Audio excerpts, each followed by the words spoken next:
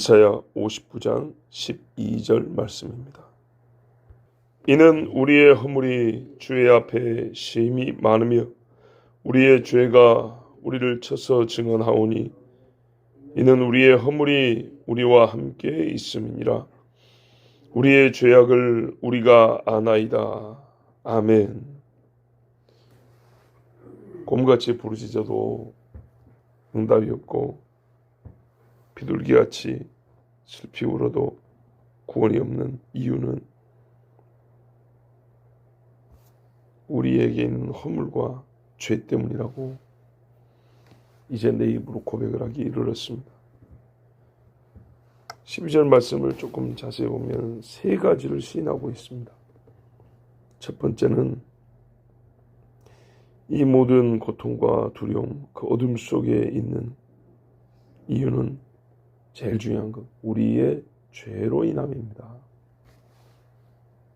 우리가 겪는 일의 원인을 우리가 압니다. 모든 사람 다 알고 있어요. 그게 죄 때문이라는 것도 알고 있어요.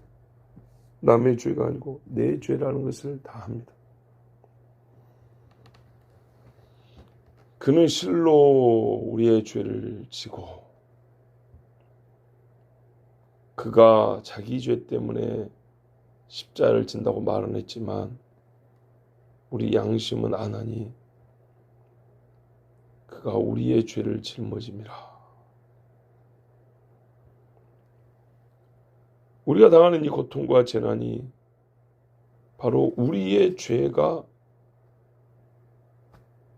이 모든 일의 원인이라는 것을 말해주는 사실 증거인 겁니다. 증거. 그러니까 이 고통과 재난이 어디서부터 왔을까 하고 생각해 볼 때, 내 죄 때문이라고 원인을 분석하지만 사실은 그 내 죄의 증거로서 우리가 겪는 고통을 생각할 수 있습니다. 그러니까 우리의 생각 거기에 이른다고요. 이것이 증거다. 보십시오. 간암이 어디서 왔을까? 올라와 보니까 술을 하도 많이 퍼먹어서 그렇구나. 술 많이 퍼먹은 증거가 이 간암이라 이 말입니다. 우리 죄가 우리에게 붙어 있어요. 보세요. 우리의 허물이 우리와 함께 있습니다.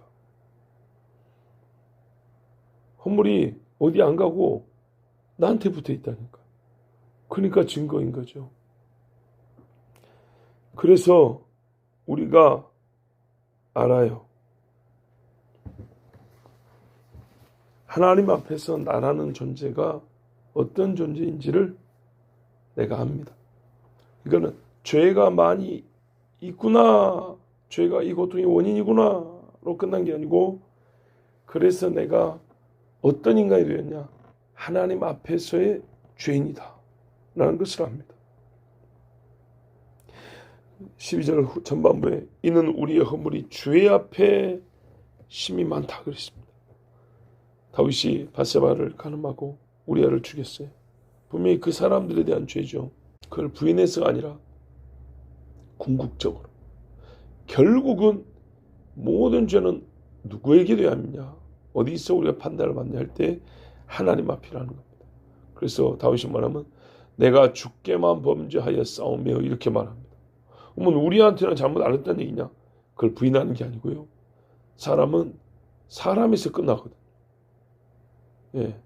기독교인은 문제가 하나님에서 끝났으면 사람한테 용서 안 구해도 된다고 생각하는 게 문제고, 보통의 사람들은 사람하고 원만 해결됐으면 됐지 이렇게 생각한다고. 우리의 허물이 주의 앞에 있습니다. 내 죄가 항상 주 앞에 있습니다. 다윗은 그렇게 철저하게 고백을 했어요. 이는 사람에게는 숨겨졌을 때도 마찬가지입니다. 다른 사람들이 모를 때에도 마찬가지입니다. 그건 그 사람들이 모르는 것이지 하나님 앞에는 언제나 밝혀진 죄고 드러나고 심판받아야 할 죄였던 겁니다. 세 번째는 우리의 죄. 하나님 앞에 있는 우리의 허물이라는 것은 심히 많습니다. 내 기억에는 살면서 뭐 한 두세 가지 잘못된 것 같은데 우스운 이야기죠. 이건 무슨 코미디도 아니고 말이죠. 하나님 앞에서 심히 많은 일이다. 너무 많아요. 오랫동안 회개하지 않고 묵혀둔 죄가 너무 많아요.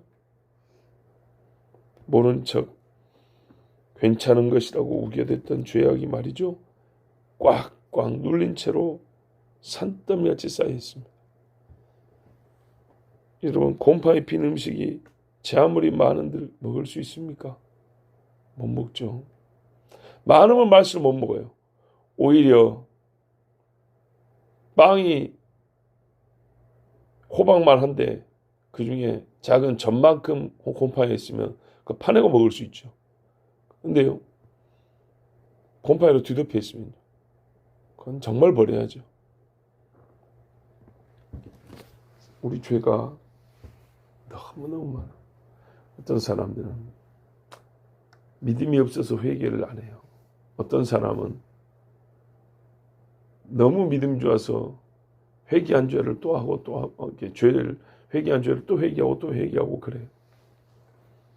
근데 이제 또 다른 믿음이 좋은 사람은 한 번 했으면 됐지 하고 그냥 또 넘어가요.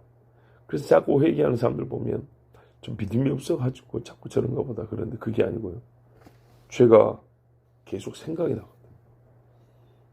하나님 앞에 회개한 사람일수록 내가 까먹고 있었던 죄가 생각이 나요. 하나님 그렇게 해줍니다. 그 신자들의 죽음 중에 공통점이 뭐냐면 여러 공통점이 있는데 그 중에 하나가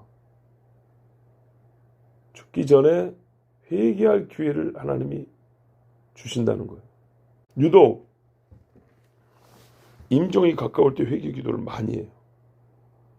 그 말은 아이고 회개 기도 많이 했으니까 곧 죽겠다 그 말이 아니고 평상에 회개할 줄 몰랐던 사람에게 자꾸 떠오르고 회개할 수 있는 계기를 준다고요. 지방의 어느 도시에서 있었던 이야기인데 어느 분이 큰 병에 걸려가지고 거의 혼수 상태로 빠졌던가 그래요. 그러더니 깨어났어요. 그리고 알아요. 아, 내가 다시 눈을 감겠구나. 그걸 알고 뭐라 그러냐면요. 뭘 써서 가족에게 줬대요. 그게 뭐냐면 평생 가슴에 묻어둔 거예요. 내가 사실 그때 이래가지고 하나님 앞에 바쳐야 될 헌금이 있었는데 11조는 다 떼먹었다고. 요거 헌금해라. 그랬다는 거예요. 그러니까 바꿔 말하면 그분은 눈뜨기를 기다린 거죠. 그 이야기를 꼭 해야겠는데 이대로 눈 감아볼까 봐. 그래서 눈을 뜨고 힘이 좀 돌아오니까 그렇게 써가지고 그냥 액수만 게 아니라 이유를 쓴 거죠. 이게 어떤 돈인데 헌금하라고. 그렇게 하고 돌아가셨다. 왜 그러냐? 아마 헌금해야 좋은 데 간다는 무슨 뭐 불교식 무슨 뭐 세상 종교식 그런 말이 아니고 양심에 내가 하나님 것을 도둑질했다는 양심에 이침이 있는 거예요. 무서운 거죠. 이것 때문에. 자, 여러분. 사람이 우리가 우리 죄악을 아나이다 까지 얼마나 많은 시간이 걸립니까? 이 한마디가 있기까지. 도대체 무엇이 이 한마디를 못하게 막는단 말인가요? 이 한마디가 얼마나 대단하다고. 진짜 중요한 이야기입니다. 마귀가요. 이 한마디 못하게 하려고 별짓을 다 합니다. 말할 만하면 딴 생각하게 하고요. 말할 만하면 다른 말이 나오게 하고요. 말하면 자존심을 일으키고요. 말하면 다른 사람의 분노를 일으키고요. 내가 왜 이런 식으로 말이죠. 근데 이 한마디면 살 수 있는데 이 한마디면 어둠의 막을 뚫어 찢어버릴 수 있는데 내 입이 닫혀있기 때문에 어둠 속에 갇혀있는 겁니다. 입이 열리면 어둠도 사라질 것인데 홍해 앞에서도 부르짖었잖아요. 부르짖으면 열리는 건데 정말 슬프고 허무한 인생이 부질없고 쓸데없는 허망한 소리는 수없이 많이 하면서 왜 하나님 앞에 해야 할 한마디를 하지 못할까? 정말 허물어져 버린 이 도미노라고 그러잖아요. 벽을 쌓아가지고 하나 밀면 주르르 밀리죠. 진짜 하나만 잘못돼도 온몸이 망가지고 온 정신이 망가지고 일어서지 못할, 그거 무너지기 시작하면 못 막습니다. 그런 인생인 주제에 어찌 하나님 앞에 우리 죄가 하나님 앞에 있습니다, 이 한마디를 못할까요? 자, 그런데요, 요 말을 했기 때문에 이제 된 겁니다. 이 말로 말미암아 어둠이 사라지기 시작합니다. 우리가 살면서 기도할 때도 그래요. 어느 기도 때는 말입니다, 뭔가가 시작됐다는 이 느낌이 올 때가 있어요. 아, 이제 되었다라는 그런 마음의 평안이 올 때가 있어요. 결정적인 겁니다. 사람이 구원을 얻기 시작하는 지점은 죄를 시인하는 그 순간입니다. 다윗이 몸이 빼짝빼짝 마른다 했어요. 골수가 말라버린다 그랬어요. 사람들은 잘 몰랐겠지만 자기는 알아요. 그런데 나단이 와서 죄를 지적하고 울기 시작하자 정말 이 속에 있던 더러운 것들이 눈물로 다 빠져나갑니다. 입에 그 입 기운으로 다 빠져나갑니다. 죄를 시인하는 입술은 하나님의 존재와 죄의 구원하심을 시인하는 입술 아닙니까? 그러니 빛이 보이기 시작합니다. 왜? 하나님이 보이기 시작하잖아요. 그리고 여러분, 더 밝게 더 큰 빛을 보고자 한다면요, 사실 빛을 본 사람이 그걸 더 원하죠. 그렇죠. 빛을 맛보고 눈에 빛이 들어온 사람이 이야 좋다고 더 큰 빛을 바라죠. 더 기도하게 돼 있어요. 우리가 임직식을 엊그제 했지 않습니까? 임직식 하기 전에 제가 속으로 짐작한 게 있어요. 임직식 자체를 가볍게 맞는 자가 어디 있으랴? 임직식에 엄숙함이 없는 자가 어디 있으랴? 근데 그거는 인간적인 노력으로도 돼요. 그죠? 육체가 느끼는 그 분위기의 무거움으로도요, 웬만한 정도의 엄숙성은 다 갖출 수 있어요. 그러나 기도하여 임직하는 것과 그 마음의 무거움 정도를 가지고 안수를 받는 것은 다르다. 기도한 자에게는 하나님께 받은 이 직분이 더 귀하고 더 영광스럽고 더 감동이고 더 은혜 있는 시간일 것이다. 저는 그렇게 생각을 했었습니다. 본인들에게 물어봐야 될 일이지만 아마 옆에 있는 우리가 생각하고 보기에도 그랬을 겁니다. 기도를 한 사람은 더 하게 됩니다. 하나님의 은혜가 어떻게 주어지는지를 경험한 사람은 더 하나님께 나가게 됩니다. 우리 눈이 보고 귀로 듣는 것보다 더 많은 것이 그 심령 속에 일어납니다. 하나님 주신 은혜가 있습니다. 그래서 죄의 고백을 하고 하나님 앞에 용서를 받아본 사람은 더 많은 죄가 구체적으로 고백되어지고 정말 남김없이 다 하나님께 고백하고 죄의 사함을 받기를 원하게 됩니다. 부끄럽지 않습니다. 내 아버지인데. 그리고 죄의 실체에 대하여 오늘같이 이렇게 지각 있는 대답으로 또 고백합니다. 죄란 무엇인가? 죄는 얼마나 사랑을 비참하게 하고 죄는 누구의 대함인가? 얼마나 무서운 결국을 맞이하게 하는가? 우리가 한 절씩 한 절씩 봤지만은 사실 이게 통으로 보면 말이죠. 굉장히 죄의 실체에 대하여 죄인으로서 나에 대하여 통렬하고 깊은 그런 깨달음이 있는 고백입니다. 우리는 이런 말을 합니다. 말로만 회개하면 안 된다고. 지당한 말입니다. 그렇지만요, 또 이런 생각이 들었습니다. 그러다 보니까 말로 회개하는 것도 주저하는 경우가 있습니다. 행동으로 보일 때까지, 보일 행동이 준비될 때까지 말로도 안 하거나 조심스럽거나 그렇게 하면 안 됩니다. 말도 말 나름이거든요. 저는 솔직히 이렇게 생각해요. 우리의 죄의 많은 비중은 사실 말로 지은 죄입니다. 그러지 않습니까? 회개에 합당한 열매를 맺으라고 그랬는데 말버릇만 바뀌어도 그 열매 아닌가요? 그렇지 않습니까? 잘 봐보세요. 내가 남의 돈을 떼먹었어요. 예를 들면 그래서 하나님 앞에 남의 돈을 떼먹었습니다. 잘못했습니다. 고백했어요. 용서해 주셨어요. 그리고 안 갚았어요. 그럼 도둑놈이죠. 하나님 잘못했습니다. 갚겠습니다. 용서해 주시고 나서 돈 갚았어요. 그렇죠? 할렐루야죠. 또 속이면 안 되겠죠. 또 뺏으면 안 되겠죠. 근데 말입니다. 이제 말로 막 지체들을 비난하고 욕하고 뒤에서 막 비방하고 해가지고 성도들 간에 막 이간질 시키고 누구를 비웃게 만들고 막 그랬어요. 근데 하나님 앞에 잘못했습니다 하고 본인한테 잘못했습니다 하고 다 용서를 받았어요. 근데 그 말버릇이 똑같아요. 그래서 1년이면 서너 번씩 이런 일이 반복돼요. 자, 그러면 이 사람의 회개에 합당한 열매는 뭘까요? 말버릇이 바뀌어야 되겠죠. 그렇죠? 말이 바뀌어야 되겠죠. 그래요. 우리 죄의 많은 비중은 입술의 죄가 차지합니다. 그랬어요. 말로 지은 죄의 양과 크기, 그 죄질을 생각할 때 순도 높은 회개의 말, 자복의 말, 정결하게 된 이 입술은요,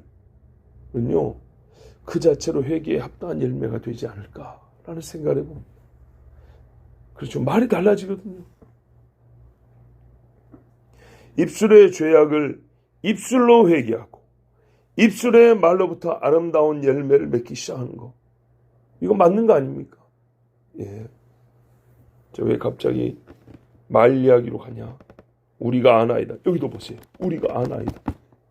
이 말이 바뀐 겁니다. 이 자체가 회개이면서 회개에 합당한 열매입니다.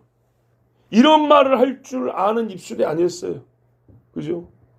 하나님 앞에 회개한 입술은요, 그 이후에도 회개할 때와 같은 말을 입에 담고 살아요. 이 입술이 이제 그런 깨끗한 말을 해요. 그런 옳은 말을 해요. 하나님은 입술의 열매를 창조하시는 하나님. 그랬어요. 성경에 입술의 열매를 하는데 열매를 꼭 행동으로만 생각한다고. 입술도 움직입니다. 입술의 열매. 우리의 죄가 우리에게 있나이다. 우리가 우리 죄악을 아나이다 같은 이런 고백. 순전하고 깨끗하고 하나님을 높이고 자기를 낮추는 이 고백. 여기서부터 시작하는 겁니다. 회개에 합당한 열매는 바로 이 작은 두 입술에서부터 시작하는 겁니다. 지금같이 아름다운 말로 하나님을 영화롭게 하고 주의 뜻을 전하고 자기를 낮추는 정말 아름다운 회개의 열매를 가진 우리 모두가 되기를 바랍니다. 하나님이 그렇게 인도하실 줄로 믿습니다. 기도하겠습니다. 하나님 감사합니다. 오늘도 주께서 사랑하는 자녀들을 부르셔서 이 새벽에 입술의 열매를 창조하시고 행위의 열매를 받으셔서 감사합니다. 물에 익지 않은 무화과는 먹을 것이 없습니다. 주여, 우리의 삶이 그러할까 두렵습니다. 하나님이 거두어 가실 열매가 하나도 없다면 우리의 삶이 무슨 유익이 있습니까? 무익하고 허무한 인생을 살 뿐입니다. 그러나 오늘도 우리 입술에서 한마디의 찬송을 받으실 만하고 우리의 행위에서 단 한 가지의 발걸음에도 주께서 받으실 만하다면 복되고 유익한 우리의 삶인 줄 믿습니다. 아버지여, 우리 속에 있는 죄를 고백함부터 허물과 죄를 시인함부터 시작합니다. 그래야 주의 빛을 보고 따라가겠습니다. 주여 인도하여 주시옵소서. 오늘 이 기도와 하나님 주신 말씀같이 입술의 열매를 창조하옵소서. 깨끗하고 순전하고 주님의 영광을 높이며 주님이 하신 역사를 시인하는 입술, 그리고 나의 죄를 고백하는 입술, 자복하는 입술. 나는 죄인입니다. 죄가 많습니다. 아버지 용서하여 주시옵소서. 주님 앞에 자복하고 통회하는 입술을 허락하여 주시옵소서. 나뿐만이 아니옵니다. 우리 교인들 모두에게, 우리 성도들 모두에게 이 입술의 열매를 허락하여 주시옵소서. 예수 그리스도 이름으로 기도하옵나이다. 아멘.